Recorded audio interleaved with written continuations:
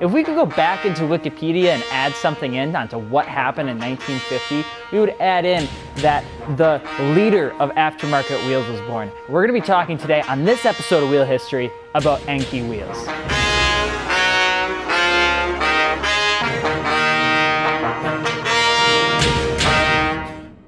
Is it Enkei? Enkei? Enkei? Enkei? Enkei can be broken up into two parts. En, which stands for Enshu, which is where the company was founded, and Kei, which stands for lightweight alloy metals in Japan. Japanese, kanji, kanju, kanji.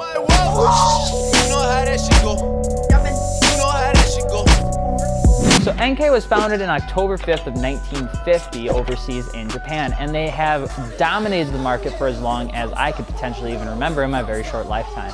They actually manufactured anything that had to do with lightweight alloy metal. And even though they were founded in 1950, they really didn't get into lightweight wheels until about 1967 to 1968. In fact, in 1967, they actually produced their first factory dedicated solely to Japanese alloy wheels, and shortly after that began to dominate the worldwide market. It's pretty much all history from there, because they had opened up and closed more factories within the past 3 decades than I think Ford did in 2007. Enkei has been at the forefront of growing as much as humanly possible. They are literally everywhere. Indonesia, China, Japan, Taiwan, Thailand, the Americas, they are literally everywhere.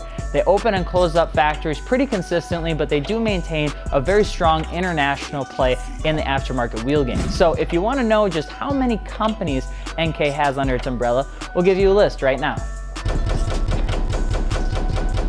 They have their Q9000 certification, they have their ISO, they have their JWTC, they have pretty much about every possible certification to be the best. Of course, they also have their own testing that they do in-house, which they call /E. Has 20% more rigidity test, impact bending test, just the standard of what you're gonna see on a lot of those high-end wheel companies, very similar to Volk, very similar to Work and things like that, where they go above and beyond to produce the best wheels possible. But the biggest thing that separates companies like Raise and Volk to Enkei is their price. Enkei has been at the forefront of having just original, genuine, great looking, affordable wheels. For the last 2 decades, if there has been ever a brand where somebody has been recommended as to what to get that's not gonna break the bank, it's Enkei. It's going to always be that brand that represents having a good wheel at a good price.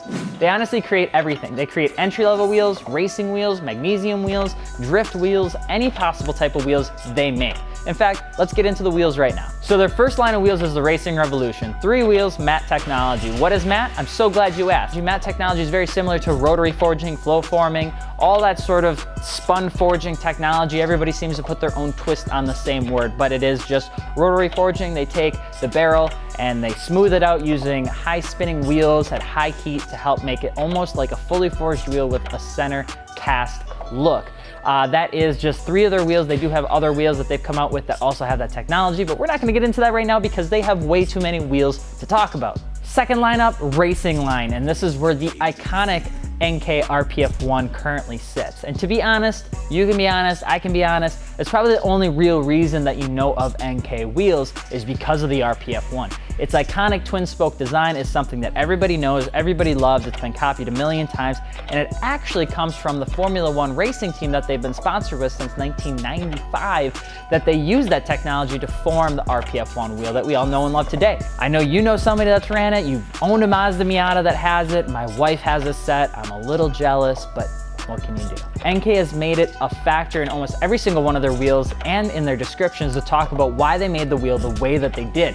That's what makes Enkei so cool, is because all of their wheels have just some sort of form or function, but always having an importance to function with any single one of their wheels. For instance, the twin spoke design on the Enkei RPF1 was systematically created because of heat dispersion that they used with their Formula One racing team and to help with brake dispersion and rotational mass. It helps with overall stress on the frontward face of the wheel and allows them to maintain integrity over something that was a single spoke design.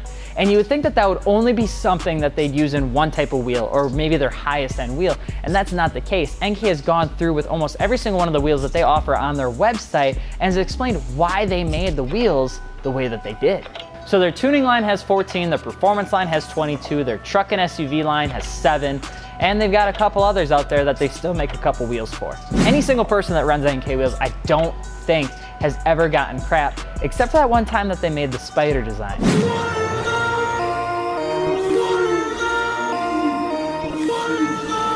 So Enkei focuses on three major things: lightweight, stiffness, and strength. And they use these three examples to maintain their point that they don't believe that forged wheels is going to make a difference in their overall price point. So this is where it turns into a science class, because Enkei talks about how they only have a 0.02 difference in gravity weight and have no variation in the young modulus, which they use to determine integrity, strength, and structure of their wheels versus a forged wheel.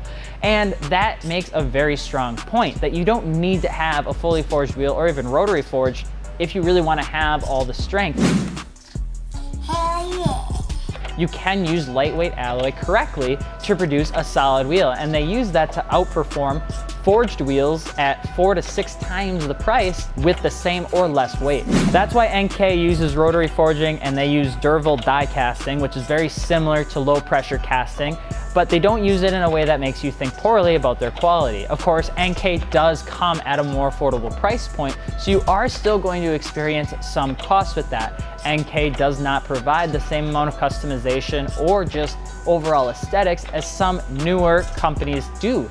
And a lot of that has to come down to decide what you want as a wheel. There are some very good looking wheels that Enkei has come out with lately. The NT03RR is probably my personal favorite right now, but amongst that, there's very few that meet that aesthetic that the scene seems to be going towards these days. But Enkei doesn't try to cater to that. They cater to the lightweight alloy wheels that people know and love. Enkei has created wheels all over the place. They have worked with CAD design. They have worked with cutting pieces out of their wheels to reduce weight. And all of this stuff has created controversy. Obviously, as you know, Enkei has ripoffs. Enkei has used other wheel designs for, inspiration, and that's not a bad thing. But because Enkei has plants all over the world, it's become a common misconception that Enkei wheels made in Germany are the same, or actually in fact different, than the Enkei wheels made in China. The short answer to that myth is no. Factories use the same procedures, the same technology, and the same materials, regardless on where they're made in the world. Enkei prides itself on knowing that no matter where the plant is, they're bringing in the same quality, if not better than what they usually use to make their wheels. So if you're curious about getting a set of Enkei wheels and you want to get some from Germany instead of ones from, let's say, Thailand, there's going to be no difference. So that's Enkei wheels for you guys. We hope you enjoyed.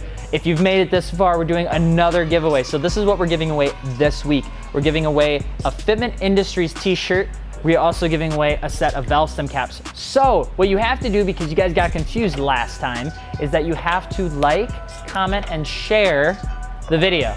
We will choose one lucky random winner 2 weeks from now, Wheel History, because we like giving away stuff for free. We hope you guys enjoyed this. If you have any questions, concerns, drop a comment below. If you've got Enkei wheels, drop a comment, let us know what you think, and let us know what you'd like to see next.